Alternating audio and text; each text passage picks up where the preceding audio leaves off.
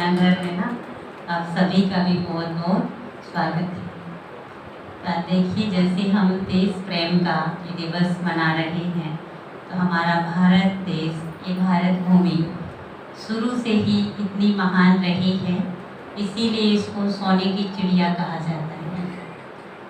तो अब तो सचमुच इसको सोने की चिड़िया बनाने के लिए परम पिता परमात्मा शिव, जो सर्व धर्म की आत्माओं के पिता है, जो निराकार ज्योति बिंदु स्वरूप है, आज तक हम परमात्मा के बारे में भी इतने उलझते आए, कितनी मूर्तियों के रूप में उसको पूजते आए और फिर ये भी कहते आए कि मालिक तो सबका एक ही है, लेकिन उस मालिक का सत्य स्वरूप किसी को भी पता नहीं था।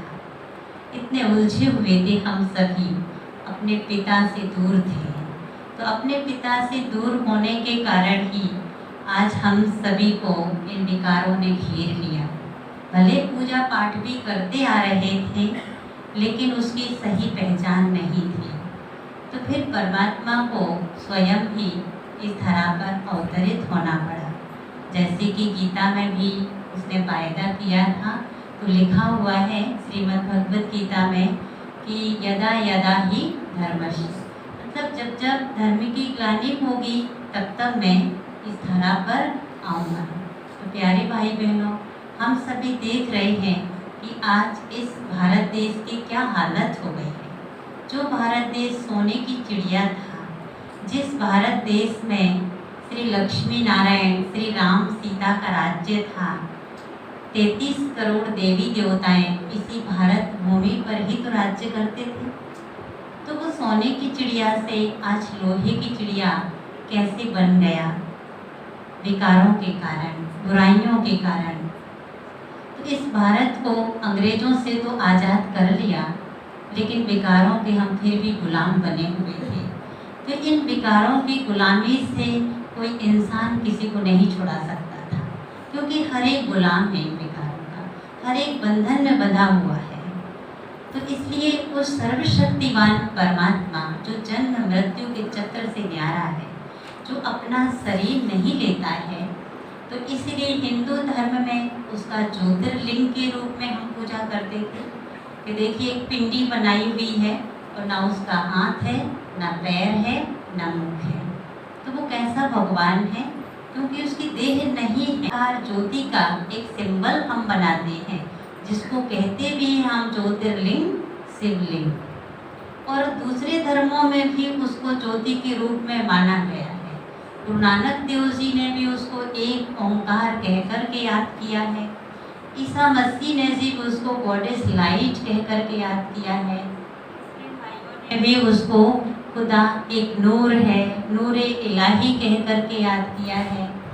तो हर धर्म ने तो परमात्मा को कहा है कि नूर है, एक लाइट है, एक ज्योति है। तो वो ज्योति ऊपर ब्रह्मलोक का वासी है, तो धरा पर कब आता है?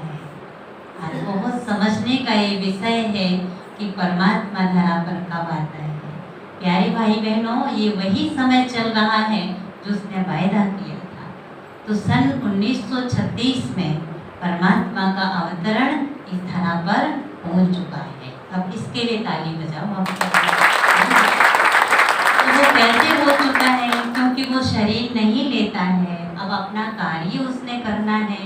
हम सबको विकारों के बंधन से छुड़ाना है और सच्ची स्वतंत्रता दिलानी। तो सचमुच सच्ची स्वतंत्रता तो परमात्मा के सिवाय कोई नहीं दिला सकता है, क्योंकि किसी में इतनी ताकत नहीं है। तो वो सर्वशक्तिवान महाज्योति परमात्मा को मानव तन का आधार लेना पड़ता है। तो जो यहाँ तस्वीर लगी हुई है, यहाँ के कोई गुरुजी नहीं है, परमात्मा के माध्यम है। तो इनका नाम तो दादा लेखराज था। ये भी भक्ति कर रहे थे, ये भी प्रभु मिलन की इनको भी प्यास थी। तो जब ये 60 वर्ष के थे, सन 1936 में हैदराबाद सिंध में रहते थे, गृहस्थ परिवार वाले थे, हीरों का बहुत बड़ा बिजनेस था, 12 गुरु कर चुके थे ईश्वर की खोज में। लेकिन परमात्मा ने फिर इनको कई दिव्य साक्षात्कार कराए और इनके द्वारा आध्यात्मिक ज्ञान देना शुरू किया। जो सच्चा गीता का ज्ञान है। तो ये गीता एपिसोड चल रहा है।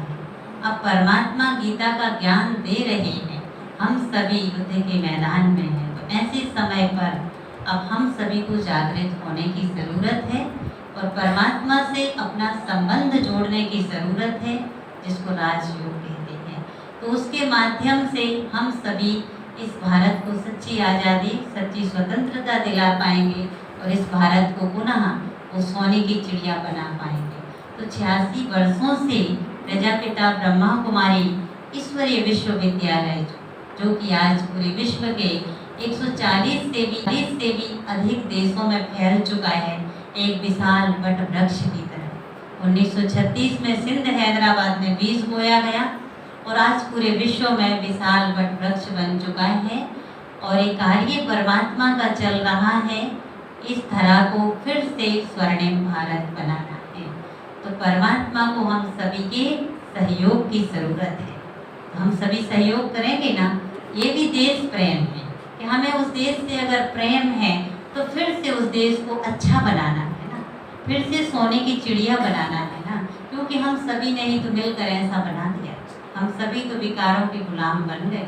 तो इसलिए अब हमें, जैसे हमारे देशभक्तों ने अपने प्राणों की भी बलि चढ़ा दी इस देश को आज़ाद कराने के लिए, तो ऐसे अब हमें किस चीज़ की बलि चढ़ानी है? सच्ची स्वतंत्रता के लिए अब हमें अपने अंदर जो मनोविकार हैं, काम, क्रोध, लोभ, मोह, अहंकार, ईर्ष्या, घृणा, द्वेष, आलस्य, वैर, जो इनके बंधन में हम बंधे हुए हैं, इनकी बलि चढ़ानी।